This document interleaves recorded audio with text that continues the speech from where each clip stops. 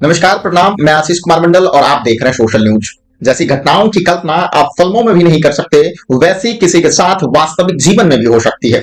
इसे अच्छे से बयान कर सकते हैं लखनऊ के रियल एस्टेट कारोबारी मोहित जायसवाल। करीब 5 साल पहले लखनऊ से उसका अपहरण होता है और उन्हें वहां से करीब 300 किलोमीटर दूर दूसरे शहर की एक जेल में बंद माफिया अतीक अहमद के पास ले जाया जाता है। किसी को अपहरण करके जेल में बंद किसी अपराधी के सामने पेश करने का काम दुनिया में शायद ही कहीं हुआ हो, लेकिन दिसंबर 2008 में देवरिया जेल में यह काम हुआ। यहां की जेल में अतीक और उसके गुर्गे मोहित जायसवाल को बुरी तरह पीटते हैं और उनको 4 कंपनियों को अपने साथियों का नाम लिखने को कहते हैं। पता क्या न करता, वही हालात के चलते मोहित को यह काम करना पड़ता है। कोई भी इस पर अचरज नहीं कर सकता कि आखिर किसी गिरोह के अड्डे जैसा काम जेल में कैसे हो सकता है। लेकिन यदि जेल अधिकारी माफिया सरगना के चाकर बने हो तो यह हो सकता है। सीबीआई की जांच के अनुसार 26 दिसंबर 2018 को देवरिया जेल के भीतर ऐसा ही हुआ था। ऐसे मामले में अतीक को पहले बरेली जेल भेजा गया, फिर सुप्रीम कोर्ट के आदेश से अहमदाबाद की साबरमती जेल में रहते हुए भी वह अपने खिलाफ एक मामले में गवाही देने वाले उमेश पाल की हत्या की साजिश करने में सफल रहा। पिछले दिनों अतीक के शूटरों ने प्रयागराज में उन्हें और उनके 2 अंगरक्षकों को गोलियों से भून दिया। इन्हीं उमेश पाल ने अपहरण के आरोप में गत दिवस अतीक और उसके 2 साथियों को उम्र कैद की सजा सुनाई गई है। उमेश का अपहरण 2006 में किया गया था, जब अतीक के लिए सैया भय कोतवाल वही स्थिति थी, क्योंकि यूपी में समाजवादी पार्टी का शासन था और मुलायम सिंह मुख्यमंत्री थे। अतीक खुद सपा का सांसद था। उमेश उनके खिलाफ एफआईआर दर्ज करने की हिम्मत 2007 में जुटा पाया, जब मायावती सत्ता में आई थी। फिलहाल अतीक अहमद दुर्दांत माफिया के तौर पर जाना जा रहा है, लेकिन एक समय यह नेता के तौर पर भी जाना जाता था।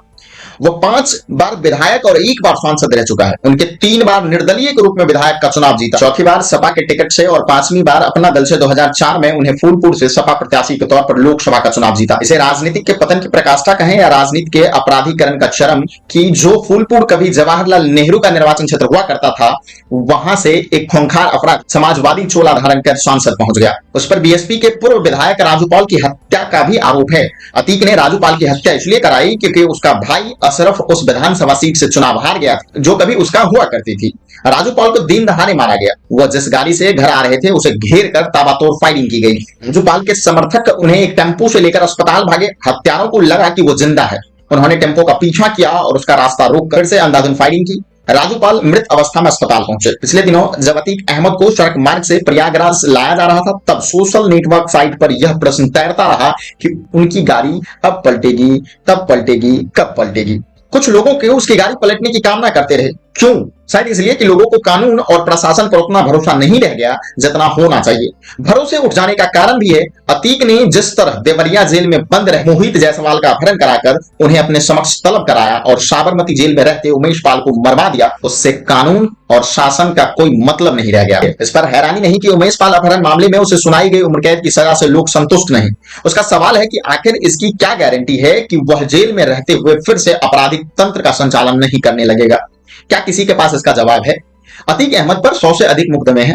हत्या, हत्या के प्रयास, अपहरण, उगाही, जमीन पर कब्जे आदि के हैं। उसे पहली बार किसी मामले में अपने किए की सजा मिली है। उस कारणों की तह तक जाने की जरूरत है जिसके चलते अतीक को इसके पहले किसी मामले में सजा नहीं सुनाई जा सकी। एक तांगे वाले के बेटे अतीक ने अपराध की दुनिया से सभी नाता जोड़ लिया था जब वह 17 साल का था।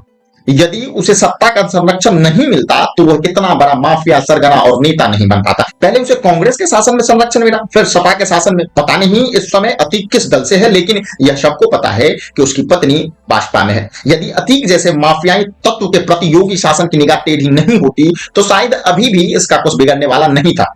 अतीक का खौफ केवल उसके विरोधियों और आम लोगों में ही नहीं था। उसका खौफ कहां तक था, इसे इससे समझ सकते हैं कि 2012 में जब उसने चुनाव लड़ने के लिए जमानत याचिका दायर की तो इलाहाबाद हाई कोर्ट के 1 नहीं 2 नहीं बल्कि पूरे 10 जज एक एक करके उसकी याचिका सुनने से पीछे हट गए।